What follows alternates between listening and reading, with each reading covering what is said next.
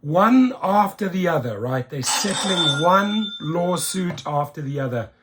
Uber pays Australian taxi drivers 272 million in class action settlement. Lawyers behind a class action lawsuit run on behalf of Australian taxi drivers against Uber Technologies say the US company has agreed to pay 272 million. It's the fifth largest class action settlement in Australian legal history.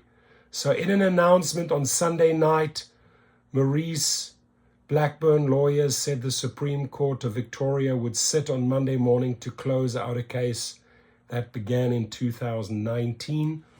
The lawsuit was initially brought on behalf of Melbourne taxi driver Nikos Andrianakis, but it grew as a class action to incorporate more than 8,000 taxi and charter drivers. They said Uber had harmed them financially by setting up and running its UberX services in Australia illegally. The case was due to run until May the 17th, but a deal has been struck, which will be fully announced on Monday. In a statement on Sunday, so you're going to watch the stock go down. In a statement on Sunday, Blackburn lawyers principal Michael Donnelly said the historic settlement followed a grueling 5-year legal battle. Uber fought tooth and nail at every point along the way, every day for the 5 years this has been on foot, trying at every turn to deny our group members any form of remedy or compensation for their losses.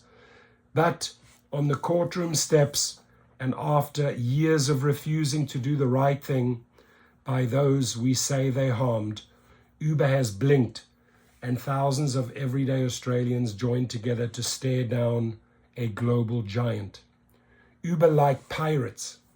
The case against Uber was for lost income for drivers and loss in the value of license bought by the owners of taxis, hire cars, limousines, and charter vehicles when Uber launched with cheaper and more convenient services despite being unlicensed.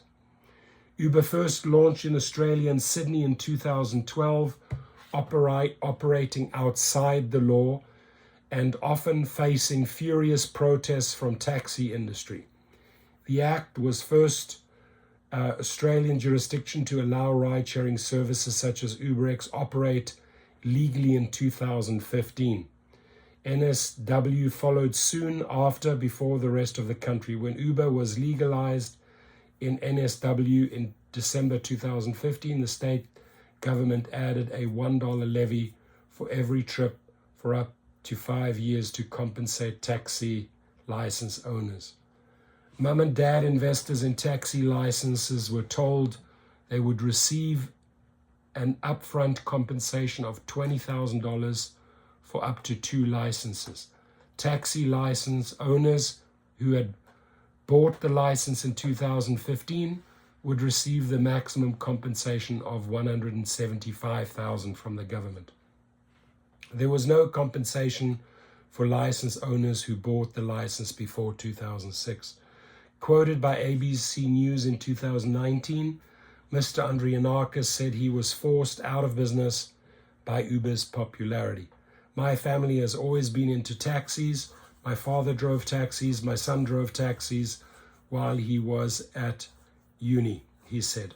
But when Uber came to our shores illegally, like pirates, they broke every law, every regulation. So there they go. They paid $272 million.